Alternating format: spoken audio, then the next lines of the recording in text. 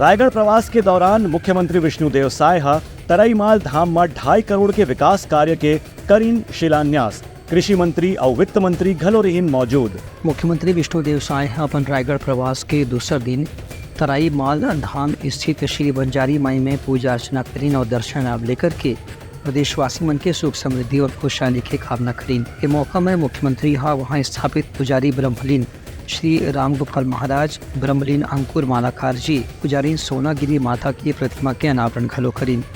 के मौका में मुख्यमंत्री बंजारी माई धाम तराईमाल में विभिन्न संस्था के सहयोग से नवनिर्माण कार्य के शिलान्यास को लोकार्पण करीन।